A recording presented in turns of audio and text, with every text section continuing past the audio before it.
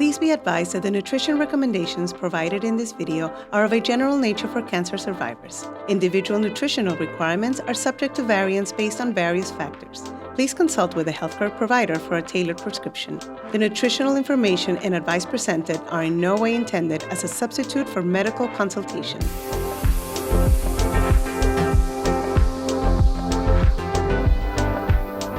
Welcome, I'm Ankiel Dux. I'm a cancer survivor thanks to my treatment at Sylvester Comprehensive Cancer Center. This series, developed by Sylvester's lifestyle medicine experts, is dedicated to us, cancer survivors who are at any stage of our journey looking to improve our dietary habits. After all, diet is something we can take charge of. A healthy diet can improve our symptoms, our overall health, and prevent cancer from coming back. This episode will delve into the tips and tricks to help you establish a healthy eating pattern. From pantry essentials and grocery store shopping to cooking ideas and pairing, this video has it all. We'll be discussing all of this with our esteemed experts, Dr. Crane, Dr. Rossi, and Dr. Lopez. Together, they will provide valuable insights on how to implement these recommendations. Let's first talk to Dr. Rossi about what we've shared so far with our lovely audience. So in my segment, we went over protein, animal-based and plant-based protein, and how we can get to those dietary recommendations on a daily basis. So on our segment, as a reminder, we talked a little bit about how to build a healthy plate, including how we can get all these different portion sizes of these different components of a healthy diet. In my segment, we learned how to navigate the nutrition label, highlighting the importance of focusing on serving size, fats, fiber, and added sugars. Before we begin, let's take a moment to review the American Cancer Society's dietary recommendations for cancer survivors. Dr. Crane? So as a reminder, the American Cancer Society has specific recommendations for survivors, and these include trying to get a predominantly plant-based diet. Lots of healthy vegetables and fruits, whole grains, lean proteins, and healthy fats. We're going to be trying to avoid red meats and processed meats, as well as added sugars and alcohol. So how do we get started in respect to making healthier choices, Dr. Crane? So you want to set yourself up for success. You want to make sure that you are stocked fully with the right ingredients inside your refrigerator and inside your pantry. So to start thinking about all these different things, we want to start with the refrigerator. So let's think about our fruits and vegetables first. So here we have some great things to keep in your refrigerator: kale, broccoli, cauliflower, spinach. Moving on to more of our protein sources that we find in the refrigerator to keep stocked are things like lean chicken, fish. We have two different kinds here with fatty fish and then the white meat fish. We also have shrimp, which is a good option for protein. Keeping your pantry or your refrigerator full of eggs is great because it's an easy meal and you can do breakfast for dinner and you can have egg salad. And then we have our tofu. Again, if you remember back from the protein segment, tofu is full of protein and a vegetable-based protein. We have things like cottage cheese as well as Greek yogurt here, also nice high protein sources, as well as milk. And this can be a variety of kinds of milk. It could be anything from an almond milk to a dairy-based milk. Moving on to things like that, what you want to find in your pantry, you want to make sure that you're stocking it with whole grains. So things like whole wheat bread, we have a whole wheat tortilla. We also have things like oatmeal and quinoa and brown rice. These are all excellent grain sources. We also have beans. Thinking about your protein and having beans in the pantry, it can't expire. So you can have things like black beans. We have kidney beans here, lentils and chickpeas. And then we don't want to forget about our herbs and spices. If you remember back to the segment, we talked about phytochemicals, but turmeric here, cinnamon, ginger, we have red pepper flakes there. And then our herbs. And our herbs, sometimes they may be kept on the counter or in the refrigerator. It's important that you put your fresh herbs into water to make them last long, like we have them here. But we have some cilantro, some parsley, and then also some basil. And then we think about moving on to our countertop, not necessarily in the pantry or in the refrigerator, but maybe on your countertop, are things like our fresh fruits. We have our oranges and our citrus, guava, something that's really popular here in South Florida, our berries and our papaya, as well as our sweet potatoes and carrots, which are super high in carotenoids, our avocado, again, a reminder of a good source of healthy fat. We also have our tomatoes, as well as our garlic and red and yellow onions. So you can see we have a nice variety. We want to make sure that we're thinking about healthy sources of oils, like our olive oil in the pantry, or maybe you keep it by your stove, so you're using the olive oil, or maybe even an avocado oil sometimes. And then our nuts. So our nuts are things that are more nutrient packed. We have flax here. We also have different flavors of nuts with pecans, as well as sunflower seeds. And then our nut butter is also a great source of protein. The variety is wonderful to see, but there are a few items that we can look at and say, they're a bit more expensive than others. Maybe nuts, maybe fish. What can we do about that? Well, one of the things that we always said about nuts is they're way cheaper if you buy them in bulk, if you can. And the other thing is the portion size is 1/3 of a cup, right? So you really have a small portion really packed with nutrients. And so when you do the comparison, it's not as expensive as you might think. The other thing is, we're swapping red meats and processed meats to cheaper and cleaner meats like chicken or even beans that, as we said, they are way cheaper and very stable throughout the time. So again, it's a game of balance here. So when we switch over to the beverages, coffee and tea, we hear conflicting information about them. Is it good for us, bad for us? Where can we start? So the good news is that coffee and tea are great sources of phytochemicals. And we know that really the culprit here is what you add to these beverages. So thinking about not adding too much sugar, not adding any high-fat creams can really help keep these beverages healthy. Tea comes in, there's a variety of different teas, all have their own health benefits. They're full of polyphenols. So we have white tea, we have green tea, we have black tea. We even have herbal tea, as you can see here with chamomile. So all of these have different cancer-fighting properties, more so your green and your white and your black tea. And coffee has a lot of polyphenols in it as well. So I would say, it's great to have these in your pantry, and I would not stop enjoying them. Just be mindful of what you add to them. Well, we have certainly gotten a wonderful education into what we should have in our homes, but for me, sometimes shopping can be overwhelming. How can we make the whole process a bit easier? Yes, so we do have some tips and tricks to make this more efficient and get all of your essentials in your pantry. So one of them is to have a game plan when we arrive at the grocery store. So to start, this is an overview of a usual layout at the grocery store. So usually we start by the entrance, and what we want to do is really shop the perimeter. What I'm talking about is staying on the outside of the grocery store. So first we have the section of fruits and vegetables, and this is really where you want to spend most of your time and where you want to do most of your shopping. After that, we have seafood, so we can get some fatty fish here. Those are important, and we talked about them. And then we have red meats. This is where you want to spend less of your time and do less of your shopping. Then we go into the dairy section, and here we have some healthy proteins like eggs and Greek yogurt that we talked about earlier. Then we have the center of the grocery store, and this is where it gets a little tricky because we have to rely on our skills that we acquired by navigating the nutrition label.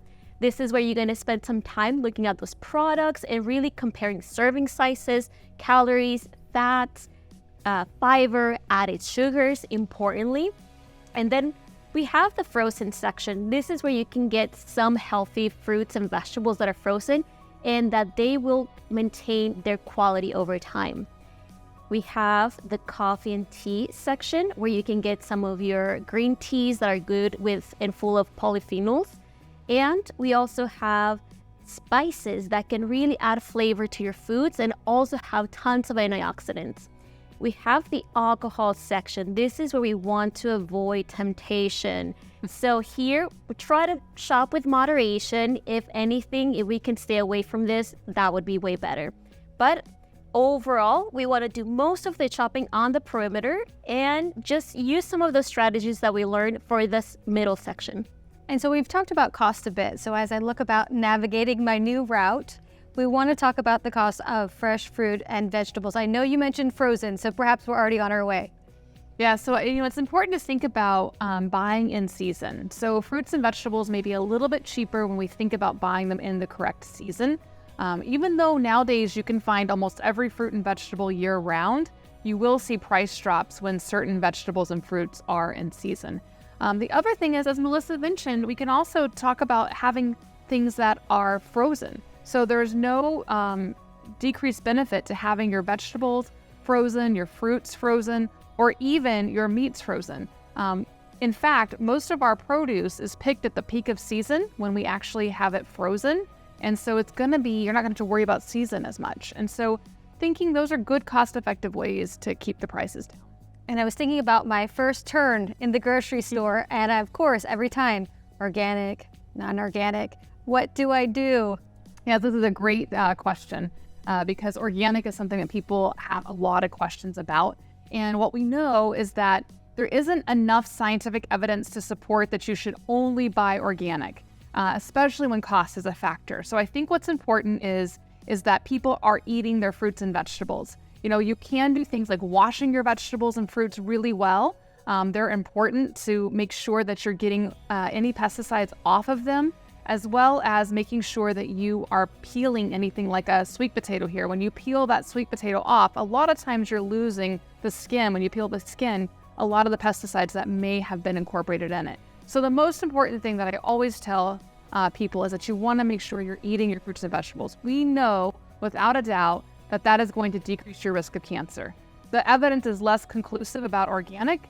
Certainly, if it's not an issue for you cost-wise and you want to think about buying organic, it's certainly fine. But if not, don't avoid eating your fruits and vegetables. Just wash them well and peel certain ones that need to be peeled off. Wonderful. And we can also shop local sometimes too, so that makes it even better. And so we talked about shopping the perimeter and spending some time picking up the produce. What are some other recommendations you have for us? So another big one is reading the nutrition label, like we learned and how I was talking about with our strategy at the grocery store. So we have things like cereals or bread that we really make a difference when you read the nutrition label. And at the beginning, it may take some time to figure out which products work best for you. However, once you figure that part out, next time you go to the grocery store, you can really go and get those products that you know work best for you and you had already evaluated the nutrition label. So for example, this is again a perfect example of the nutrition label. We learn about the serving sizes. We learn about the saturated fat. So that's what we want to have, items with lower of those numbers. We want to have items with high fiber, and we want to have items with low added sugar. So I think those are the most important ones. We have the ingredients list. Again, if it sounds like a tongue twister, you may not want to get products that have tons of those. The nutrition labels are very helpful, certainly. And so if you missed our episode on reading those nutrition labels, go back and check it out to learn more about how to pick the best foods for you. For me, thinking and planning what to eat during the week is challenging. So I know what to eat. I know what I should feed my family, but many days I don't have the time, or I'm not really even sure how to start. What can we do when we start thinking about what those meals should look like? I think most people feel exactly that way. So let's dive into some tips to create meals that are easy and like for everyday life. So my picks are always have a whole grain already cooked. It could be quinoa, it could be brown rice. You can do like cook it for one night and then you can use it for a salad next day, or even leave it in the fridge for a few days. The second one is have a cooked bean. It could be canned beans. You don't have to actually cook them if you are not feeling up for it. That is completely fine. So now you have your grain and your beans, as we saw in our protein segment. That is more than enough for any meal. Then I always like to have a spreadable. It could be hummus. It could be a yogurt with some lemon. It could be, in this case, edamame and a yogurt dip. So that will really help with your sandwiches, with your wraps, and for even a salad. And then nuts and seeds, easy. Put it at the last of a soup or a salad. It's an easy add-on to anything.